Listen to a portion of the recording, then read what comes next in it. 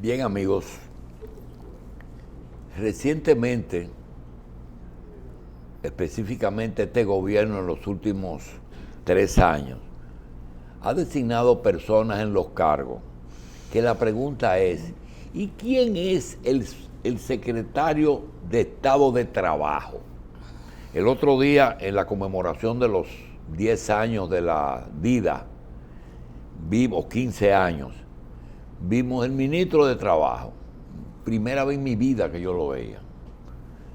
Recientemente conocíamos, porque estaba trabajando de viceministro en Educación Superior, al ministro de Salud Pública. El otro día me dicen que el hijo de Felucho es el ministro técnico de la presidencia. Entonces este gobierno tiene personajes que no solamente han llegado al cargo, pero que mientras lo desempeñan no se han sentido mucho. Uno de los ministerios más que sonaba toda la semana con bombos y platillos era el Ministerio de Industria y Comercio, con motivo de los precios de los combustibles.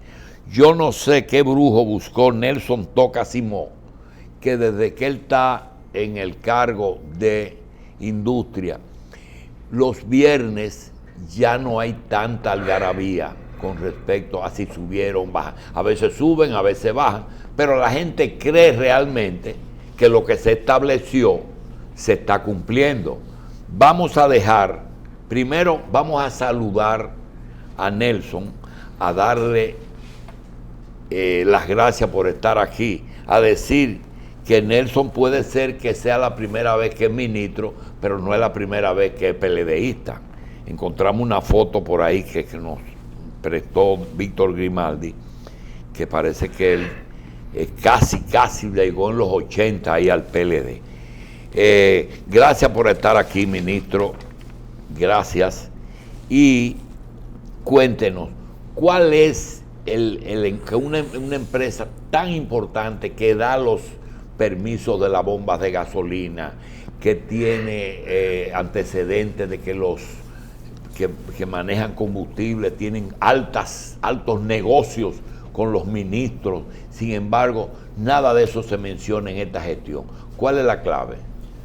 Ante todo, agradecer porque me reciban en este espacio tan conocido y visto por la audiencia nacional.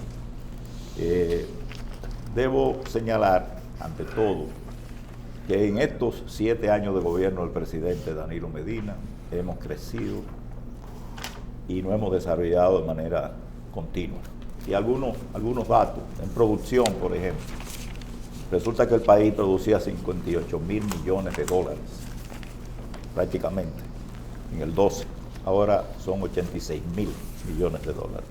24.000 más, que significa prácticamente una producción un 40% mayor. ¿En qué producían? En general, o sea, el Producto Interno Bruto. ¿Producción de divisas? Sí, o sea, no, Producto Interno Bruto. El PIB, exacto, sí. Lo que el país producía en aquel entonces, en el 12, estamos hablando de 58.000 millones de dólares, ahora son 86.000, es un 40% mayor la producción del país. Eso tiene un significado enorme. Él se refirió a eso en el discurso, dijo que a pesar de que el turismo en un año bajó un poco, exacto, que se esperaba un 7, sí, tuvimos un 5, pero aún así crecimos un 5. Así es, crecimos. Y no solo eso, las inversiones en turismo crecieron exponencialmente durante el 2019.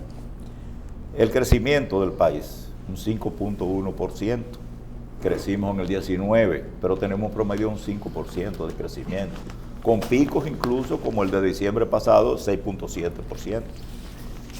En empleos es exponencial. Nosotros hemos producido alrededor de 127.000 empleos anuales. Ya estamos en 890.000 empleos. En pobreza, hemos rebajado la pobreza de un 40% aproximadamente a un 20%. Eso quiere decir la mitad. Ya hoy en día nosotros somos más clase media, que somos un 25%, que pobres. Realmente hemos sacado en materia de pobreza 1.500.000 dominicanos que ya no viven en la pobreza. Eso Veamos, es un 20%. ¿eh? Eso es un 20% de, de los dominicanos. bueno, así No es mucho. No, no es mucho. No es mucho porque éramos tan solo hace 7 años un 40%.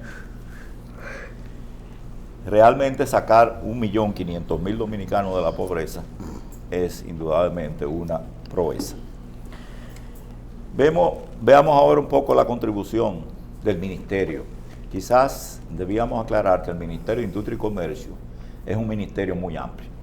El ministerio lleva 5 aspectos fundamentales del desarrollo del país, áreas fundamentales. Por ejemplo, el desarrollo de la industria, el desarrollo del comercio interno, y ahí vamos a hablar de los combustibles que usted preguntaba, don Julio, pero también tenemos el comercio exterior, y tenemos las zonas francas y tenemos las MIPIMES. De manera que tenemos un mundo de cosas en este ministerio. Podríamos comenzar comentando por lo que usted señala de los combustibles.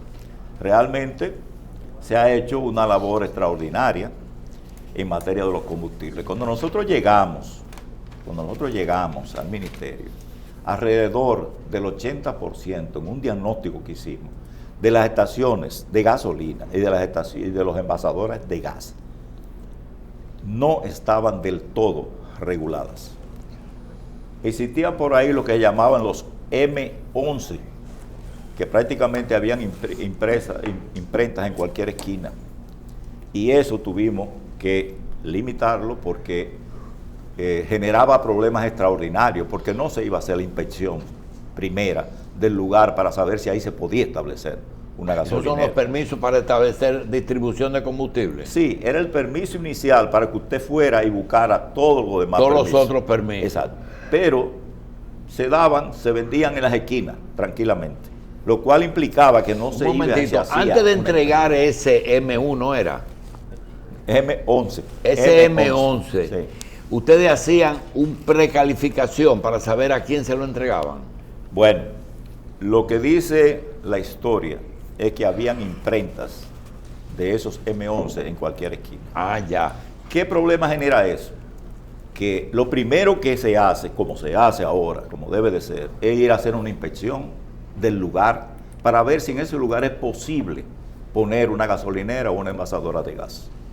¿Por qué? Porque el lugar tiene que tener condiciones específicas, incluso lados mínimos, áreas del solar como totalidad, Estudio de relaciones con su suelo. entorno. Estudio de suelo. El estudio de suelo es uno de los primeros, debe ser el primer permiso que se hace. El entorno, colegio. Claro, que lo dan los ayuntamientos. Sí. Bueno, pero si no se va y se hace primero ese trabajo, ¿no?, de ver precisamente dónde se va a instalar, entonces se cae en muchos errores.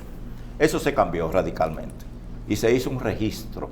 Y ahora mismo ya tenemos más del 82% de todas las instalaciones ya registradas adecuadamente. Había una respuesta extraordinaria. Inmediatamente creamos una comisión para la revisión de los precios de los combustibles, que está totalmente institucionalizada, porque siempre sobre la fórmula, ¿verdad?, de cálculo de los precios de los combustibles siempre habían nebulosas, habían preguntas. Y esa comisión ha logrado precisamente establecer una serie de regulaciones. Ya tenemos 22 regulaciones, ¿no?, que tienen que ver con la funcionalidad, la distancia, la seguridad. Y además, algo muy importante, tenemos ahora, que no teníamos antes, un procedimiento administrativo sancionador. O sea, podemos perfectamente, incluso, y ya lo hemos hecho, destruir construcciones de estacionamiento ilegales. Ya hemos destruido unas 4, tenemos en procedimiento como 8, porque no se ajustan. Entonces, hemos también creado lo que le hemos llamado el GeoMIC. El GeoMIC es un sistema que nos permite registrar con coordenadas específicas, ¿no?, todas y cada una en el territorio nacional de las envasadoras de gas y de las estaciones de gasolina. Pero no solo ubicamos a ellas, ubicamos también todas las escuelas, todos los hospitales, todos los lugares de concentración de masa para evitar que precisamente se instalen inadecuadamente. De manera que se ha avanzado. Con respecto a eso, quiero pedirte un favor. Sí. Sabes que los medios tienen dueños y tienen productores. Y esos productores muchas veces son empleados de los dueños y otras veces somos productores independientes. En un momento que se presentó en su gestión un gran conflicto de intereses entre personas amigas pero con intereses similares, yo quiero dar fe primero que en ningún momento los dueños trataron de influir en los medios para beneficiarse de su posición. En el momento en que Manuel y Pituso se pusieron de acuerdo para pelear para que las bombas vendieran todo tipo de combustible, ¿cómo usted resolvió ese problema que está tan tranquilo? Bueno, muy simple. Primero, nosotros nos reunimos con una de las partes. Estamos hablando de reuniones maratónicas, Sí. ¿verdad? Donde asistieron de una manera bastantes miembros de cada uno. Luego con la otra parte y oímos todas sus opiniones al respecto, sus alegatos, muchos de ellos con razón, otros sin ella, y luego lo juntamos. Ah, ya. Lo juntamos. Siempre el ministerio como mediador, como árbitro, ¿verdad? Y oímos todas las objeciones y todas las cosas que tenían sobre lo que los demás habían dicho. ¿Pero ustedes lo juntaron o lo carearon? No, lo juntamos No. y ellos se carearon. Ah, ya. En presencia nuestra y con la administración nuestra de esa reunión. Bueno, y ahí se aclararon realmente muchas cosas. Y se vio que fue la posición definitiva del ministerio en aquel entonces, que todavía en República Dominicana no habían las condiciones dadas para que ello se pudiera hacer de manera segura. El jefe de los bomberos dice, bueno, si se me arma a mí un fuego, con estas dos cosas ligadas, aquí no hay material químico para resolver esa situación. Y no era el primero que lo decía. Años antes había visto aquí una convención de bomberos y habían dicho lo mismo. Y no se llegó a un acuerdo de que las estaciones nuevas sí podían tener el doble uso. Bueno, es que viene el problema que no se puede ver de una manera, uno de los aspectos. Hay que verlo integral. Y resulta que el parque vehicular nuestro tiene unas características diferentes muy particulares. Muy particulares. Y sería terrible para cualquier ama de casa que esté llevando a los muchachos al colegio, se detiene a echar gasolina y al lado viene un carrito tirando chispas y genera un reperpero, ¿verdad? Eso es tan peligroso que cuando van a echar gas a los carros, por el nivel de deterioro que tienen normalmente, y porque no tienen las condiciones, acuérdense que anda... El que busca gas es buscando precio, y el que busca precio es porque no tiene cuarto. Por eso, y tiene un cilindro de casa, de lo que se usa en la casa para cocinar, instalado horizontal en el baúl. Lo mandan a que se bajen a los pasajeros para echarle. Imagínense ustedes el grado de peligrosidad que eso tiene. Entonces, nosotros hemos regulado todo eso. Y realmente seguimos haciendo todos los estudios del lugar porque sabemos que en países avanzados existe, en países latinoamericanos existe la venta. Pero caso curioso, Corea del Sur, por ejemplo, es el que más produce vehículos ya producidos para usar ese combustible. Bien. Pero lo tienen allá separado. Otro tema. No lo juntan en la misma bomba. Cuando se va a fijar un precio el viernes, ¿cuándo ustedes cortan para ver el comportamiento del mercado mundial? Sí, se toman 5 días. Antes. 5 días antes. Pero no el mismo día viernes, ¿verdad? No, de ninguna manera. Se toma jueves y viernes de la semana anterior, lunes, martes y miércoles de la semana que está en curso. Está en curso, exactamente. Y luego se reciben una serie de informaciones adicionales. Estamos suscritos a una revista internacional, Platts, por ejemplo, que fija los precios, analiza por dónde andan los precios de los combustibles. Recibimos todas las informaciones de los importadores nacionales, etcétera, y entonces hacemos nuestros cálculos. Bien. ¿Qué % del combustible que se usa en República Dominicana es refinado en el país? Relativamente poco, porque la refinería no tiene esa capacidad. De ahí que la misma refinería tiene que importar, ¿verdad? Ellos mismos. Sí, importan combustible. ¿Qué incidencia tiene industria en la refinería? No, la misma incidencia de regulación que tiene en los demás importadores. ¿Cómo ustedes tratan a la refinería? ¿Como una empresa privada o como una empresa en que el Estado tiene el 50%? Como una empresa privada que debe ser cada vez más eficiente para tener los mejores resultados para el Estado. ¿La experiencia de venderle a Venezuela el 50% fue buena o mala? Bueno, de eso no tengo mucha noticia, pero realmente parece que fue una negociación adecuada y que se mantiene. Bien, usted habló ahorita del 12 en crecimiento. Sí. Y le tocó a Danilo Medina esa etapa, esos 7 años de crecimiento. Así es. Ese crecimiento de todo, hasta el tapón creció. Pero el tapón es un producto del crecimiento, porque Claro. eso quiere decir que o hay poca carretera o hay muchos carros. Parece que hay muchos carros porque están haciendo carretera y no alcanzan. Así es, Pregunta. ¿Se siente el crecimiento en el consumo de combustible? Sí, se siente el crecimiento, indudablemente. Hay un crecimiento bastante amplio. Hay la necesidad continuamente de incrementar, por ejemplo, los depósitos para que haya suficiente combustible en reservas, tanto los combustibles líquidos como los combustibles gaseosos, el GLP, etcétera. Y el consumo, indudablemente, por ejemplo, de la gasolina premium se ha incrementado enormemente, de la regular también, y así con todos los demás combustibles. Descansa mucho. Lo que pasa es que el desarrollo nacional, el crecimiento, demanda energía, y mucha de la energía nuestra viene precisamente de los hidrocarburos. Descansa mucho el presupuesto en el impuesto que tienen los combustibles. Es importante. Indudablemente lo que se recauda a través de los combustibles es una fuente importante para el Estado Dominicano. Los que usan los generadores pagan impuestos. Sí, los generadores tienen cierta... el combustible. El combustible. Bueno, realmente se le da facilidades, ¿verdad? Siempre que sea para la generación eléctrica, ¿no?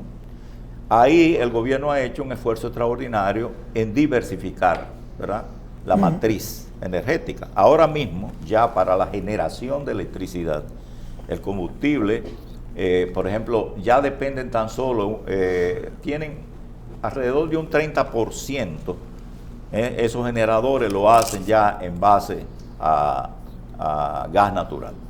Ministro. O sea que la dependencia va siendo cada vez menor porque el gobierno se ha interesado, se ha preocupado de diversificar esa matriz, y ahora nosotros tenemos energía bastante que la sacamos del sol, que la sacamos del agua hidráulica, ¿verdad?, que la sacamos del viento, etcétera, y vamos avanzando en ese sentido, que es el camino correcto al cual tenemos que ir. Ministro, en febrero del 2018, usted y un grupo de funcionarios del ministerio firmaron lo que se llamó Código de Pautas Éticas. Ajá. ¿Por qué se firmó y cuáles han sido los resultados hasta ahora? En febrero, perdón. Del 18, tengo entendido. Se firmó. El Código de Pautas Éticas. Ajá. Ya. ¿Por qué se firmó y cuáles son los resultados hasta ahora? Realmente yo creo que quizá usted se está refiriendo más a lo que es la carta de compromiso al ciudadano. Podría ser eso. Que ya va, por ejemplo, en el Ministerio de Industria y Comercio, ya va en una segunda versión. Es un documento público en lo cual se le garantiza al ciudadano, se le señala al ciudadano cuáles son todos los servicios, ¿verdad?, que debe ofrecerle esa institución en particular y cómo debe ofrecérselo. Y por ejemplo, el Ministerio de Industria y Comercio le ofrece 82 servicios a la comunidad a través de una ventanilla virtual, todos ya en línea. O sea que usted con una computadora desde su casa o desde su oficina o desde uno de los centros MIPYME, que tenemos 25 distribuidos en todo el territorio nacional, usted está a distancia de un clic para usar cualquiera de esos servicios, obtener cualquiera de esos servicios. Entonces, todo eso de la carta compromiso, etcétera, es algo que se viene estableciendo desde hace tiempo. Lo que usted se refiere del aspecto ético, bueno, es algo que todo funcionario y todo ministerio está comprometido, de hecho, desde el 2012 acá. Arquitecto, ¿ya no se le está despachando combustible bajo costo a los sindicatos de choferes? Perdón, yo tengo muchas cosas otras que contarle. Acuérdese que yo le hablé de 5 renglones en los cuales desde el 12 a la fecha tenemos resultados bastante positivos y que me gustaría comentarle. Seguro. Dígame. Sí, lo de los combustibles a los sindicatos de choferes, ya eso se descontinuó. Porque... eso es, vamos a decirlo así, ellos lo señalan como una conquista desde los tiempos de Joaquín Balaguer. Y lo usan básicamente para suministrarles a sus asociados, a sus gentes, ¿verdad? Sobre eso se mantiene un control estricto, ¿verdad? De que así sea, de que sea para ellos.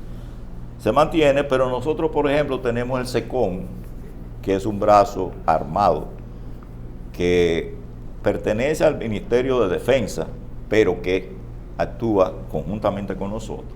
Y que, por ejemplo, en el año pasado nada más, hubieron 2.637 patrullajes, 814 operativos, ¿verdad? 57 allanamientos, y se vigilan alrededor ahora mismo de unos 305 puntos críticos en todo el territorio nacional. Entre ellos se vigila exhaustivamente que desde esos depósitos no se le venda al público en general, sino a las unidades específicas que pertenecen a ellos. Señor Simón, ¿me podría definir un poco en qué consiste la política nacional de las MIPYME? Sí, cómo no. Las MIPYME son realmente un sector privilegiado por parte del gobierno. Y es que resulta que las MIPYME son el 98% de las empresas dominicanas. Aportan aproximadamente el 60% de los empleos y más del 34% del Producto Interno Bruto. De manera que son tremendamente importantes. Las MIPYME en Estados Unidos, en Corea, en cualquier lado que se ha desarrollado, han jugado un papel extraordinario. Yo le podría señalar una serie de medidas que se han tomado desde el gobierno para facilitar que las MIPYMES se desarrollen. Se han dictado más de una decena de normativas a su favor. ¿Sobre qué? Sobre emprendimiento. Hay toda una ley de emprendimiento, incluso ya con su reglamento ahora del 2019, ya lanzado, ¿no? Por decreto presidencial. La clasificación y el registro de ellas se ha facilitado tremendamente porque se puede hacer a través de una ventanilla virtual. El 20% de las compras del Estado tienen que hacerse a las MIPYME y que sean MIPYME nacionales, desde luego. Hay una ventanilla única para su formalización, hay un fondo de contrapartida financiera, ¿ok? Y un programa de simplificación de trámites. O sea, todo eso para facilitar el desarrollo de las MIPYME.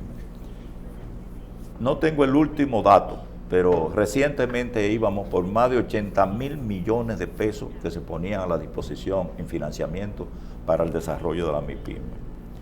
Tenemos 25 centros MIPYME distribuidos en todo el territorio nacional, en el cual se capacita a las MIPYME, se le enseña cómo gerenciar una empresa, cómo aplicar las tecnologías de la información y de la comunicación en ellas. Ustedes habrán visto reportes en televisión, documentales pequeños, etcétera, ¿no? Donde ellos mismos explican las ventajas que han recibido.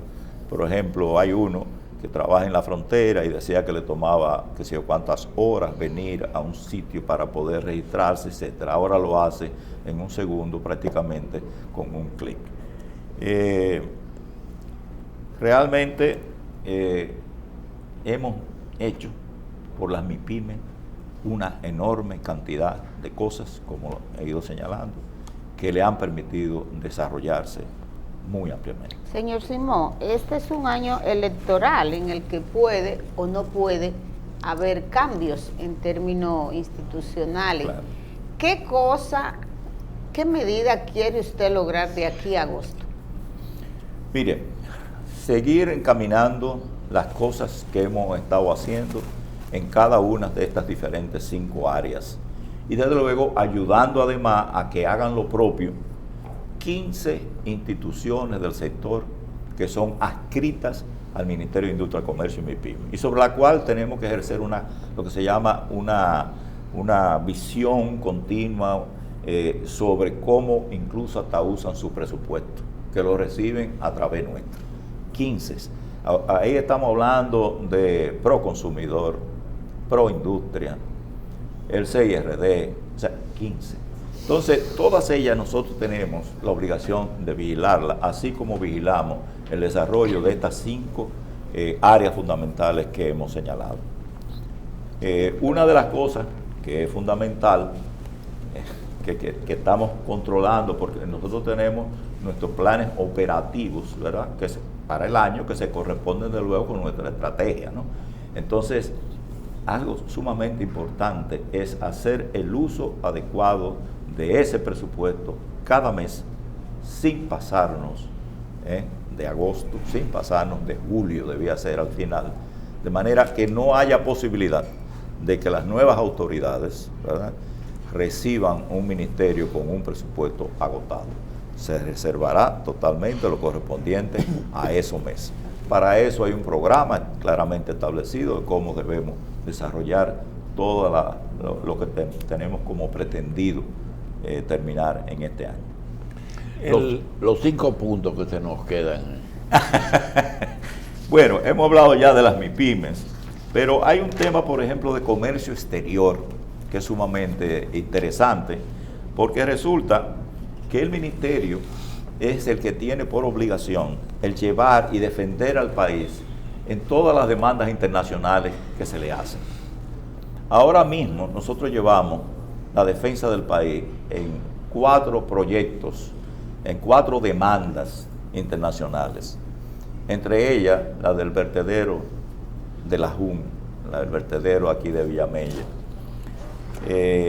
Hemos ganado recientemente uno de esos pleitos que se dan en tribunales internacionales, desde luego. Y algo que quería señalarle es que además nosotros somos los que administramos a través del Viceministerio de Comercio Exterior todos los acuerdos internacionales que tiene el país. Por ejemplo, el CAFTA, el RD-CAFTA, que es el acuerdo que tenemos. Yo lo firmó Sonia siendo secretaria de Industria y Comercio. Así es, todavía vigente. Y que es, como usted bien sabe, un acuerdo con Centroamérica y Estados Unidos, pero también tenemos el acuerdo del EPA con el CARIFORUM y la Unión Europea, que recientemente ha estado un poco revisándose por la salida, por el Brexit, ¿verdad?, la salida del Reino Unido. ¿Y el desmonte nos está perjudicando o nos está beneficiando? Bueno, la realidad, hubo un beneficio inicial inmediato, y fue que República Dominicana, en muchos aspectos, ¿verdad?, entró. Exacto, trabajó, suficiente para irse acomodando, tanto en materia legislativa como en el entrenamiento en las empresas para que... Calidad. Exacto, para la calidad. Eso es muy importante. ¿Y en qué nos perjudicamos? Bueno, nos perjudicamos en la medida en que no nos ajustamos, no nos adaptamos, no avanzamos en materia de calidad. Simplemente, esa es la realidad. ¿Por qué? Porque si no producimos adecuadamente, vamos a decir, jugos, ¿verdad?, con la debida calidad, entonces resulta que esos jugos van a venir de fuera a un precio posiblemente menor que lo que se producen aquí, y en consecuencia pues estaremos perjudicados, ¿no?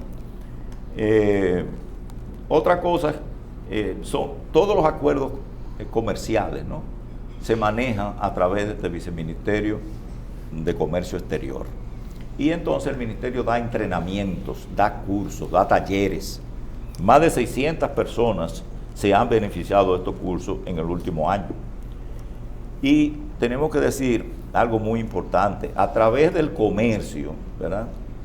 En el 2012 nosotros teníamos unos 8.900 millones de dólares, que era lo que exportábamos. Se hablaba continuamente hace un año de que teníamos el gran deseo de superar los 10.000 millones de dólares en exportación. Vamos por más de 11.000 millones de dólares en exportación. Muchos de ellos, alrededor de 6.000 y pico millones, a través de las zonas francas. Y zonas francas yo quisiera que fuera un punto también que pudiéramos hablar. Las zonas francas, recientemente tuvimos un foro, que fue el primero que se hizo, sobre zonas francas de exportación en el país, ¿no? Y este foro contemplaba, uno de los objetivos era ver las necesidades que se podía tener de personal capacitado, técnico capacitado, que pudieran trabajar en zonas francas, que producen instrumentos médicos de alta calidad, de alta calificación mundial. Aquí tenemos instalado en nuestras zonas francas de las mayores compañías productoras de esos instrumentos. Y ahí tenemos trabajando dominicanos que han sido entrenados, e incluso dirigiendo esas fábricas en zonas francas, y no solo dirigiéndolas, sino que han sido llevados a otros países a entrenar otro personal, porque los ejecutivos de esas empresas están sumamente complacidos con ellos. Somos miembros de la Asociación de Zonas Francas, por ejemplo, de Latinoamérica y del mundo. La de Latinoamérica estamos hablando que tiene 23 países. ¿Por qué vienen aquí las zonas francas? Vienen porque somos competitivos en cuanto a las ofertas que le hacemos. ¿Competitivos con tenemos sueldo barato? No, no es un problema de sueldo. Quizás lo fue en algún momento, pero hoy, testificados precisamente por los mismos trabajadores, tenemos sueldos bastante buenos en las zonas francas. No ese es el problema. El problema es que somos cuidadosos, investigamos qué otros países y qué cosas están ofreciendo pueden ser nuestros competidores, y tratamos de hacerlo mejor que ellos. Y circunstancias a veces internacionales también ayudan, porque resulta que República Dominicana tiene una tradición de 60 años de democracia, tiene estabilidad política, indudablemente, que eso genera, tiene un crecimiento económico envidiable para el mundo, no solo para Latinoamérica, ¿verdad? La tasa de cambio es importante para ellos. Sí, la tasa de cambio y la disponibilidad de las divisas también. Bien. Es muy importante, sumamente importante. Ellos pueden repatriar también todos los beneficios. En realidad, el gran beneficio de las zonas francas para la República Dominicana es la cantidad de gente y de empleo que generan. Ahora mismo. Y califica después ese trabajador para trabajar para el país fuera de zona franca. Es una escuela. Así mismo es, una escuela y de altísima calidad. Precisamente, una de las cosas que tenemos y de los objetivos fundamentales ahora mismo es incrementar nosotros realmente ese capital humano indispensable para trabajar en la zona franca. Porque la demanda es extraordinaria. Todos los estudiantes que se gradúan de nuestras universidades y que tienen que ver con áreas de esa naturaleza, todos están empleados. Ese experimento de Fernando Capellán y Vicini en la frontera, ¿usted lo ve bien? Parece que es muy interesante, indudablemente. Ha estado desarrollando perfectamente esa zona, a pesar de dificultades que sabemos, por ejemplo, con Haití. Desgraciadamente, en los últimos 5 años hemos perdido, y ahí está en los diarios hoy, 222.6 millones de dólares en exportación en los 5 años, por situaciones que todos conocemos en el país. Además de zona franca, ¿qué más tenemos? Déjeme decirle algo más de zona franca. Sí, seguro. Porque mire, nosotros tenemos, las exportaciones crecieron del 12 ahora en un 36.2%. Los parques que se crearon son un 43.4% más. Las empresas se instalaron 24.7% más. La inversión creció en un 81.5%, que usted sabe que es en dólares. Y los empleos crecieron en un 36.3%. ¿A qué nos lleva eso? Realmente, en estos 5 años se abrieron más de 20 parques con más de 100 empresas. Y se generaron más de 40.000 empleos en ese periodo.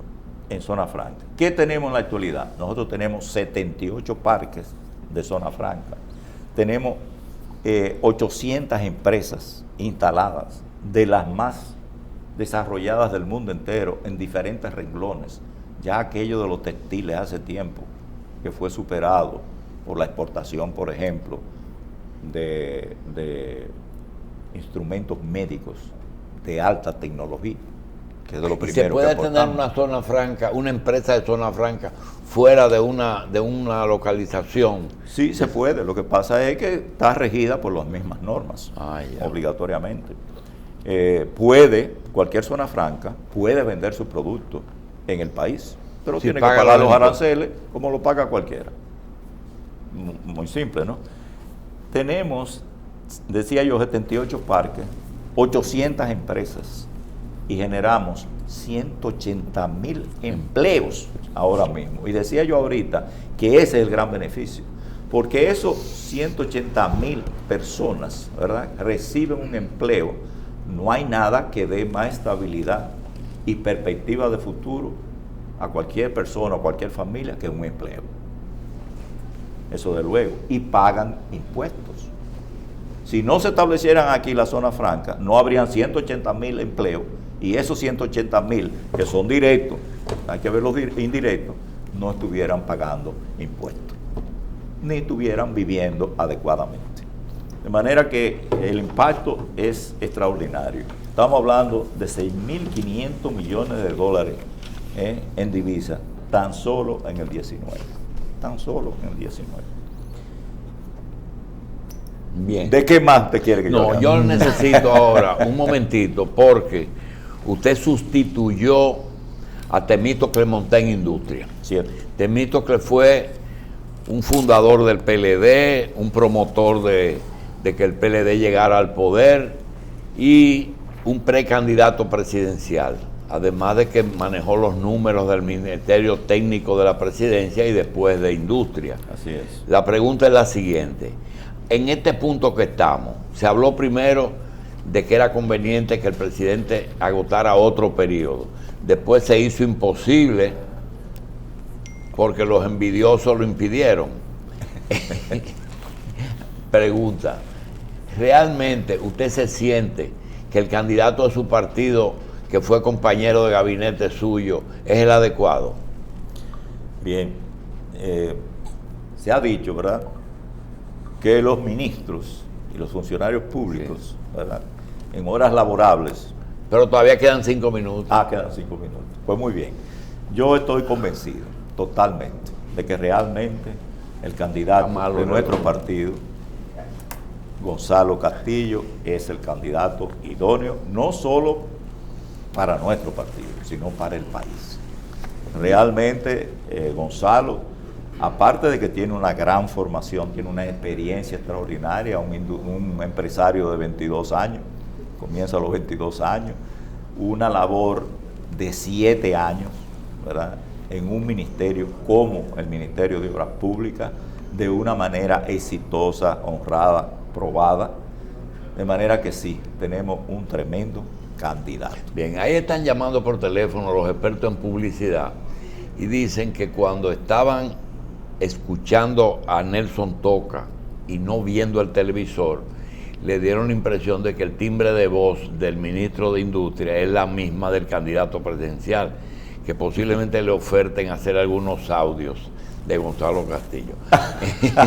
Ministro, gracias por estar con nosotros. Eso Quisiéramos, de Zona Franca se podía hablar muchísimo. Así es. Yo creo que se puede, ustedes no son muy proclives a ir a medios, pero yo creo que Jiménez puede propiciar algunas sobre temas específicos. Por ejemplo, eso de la Zona Franca con la señora Luisa Fernández. Luisa, yo creo que se puede decir mucho, porque Así la es. Zona Franca tienen algunos misterios, y es que San Francisco de Macorís, San Cristóbal, El Ceibo, he visto locales de Zona Franca que no tienen alojadas empresas todavía, Ya. o que han sido cerradas, no sabemos por qué. Ciertamente algunas de ellas estuvieron un periodo de decaimiento y se están en un proceso de recuperación. Sí, Bien. algunas de ellas de Proindustria en particular, pero se está en esos esfuerzos. Bien. Porque han mostrado ser tremendamente exitosas las zonas francas. Bien. Le damos las gracias a Nelson Toca, ministro de Industria y Comercio y de Combustible también. Se podía hablar muchísimo, pero el tiempo es el que manda. Gracias, Nelson Toca, y mucho éxito en todo el resto, en lo uno y en lo otro.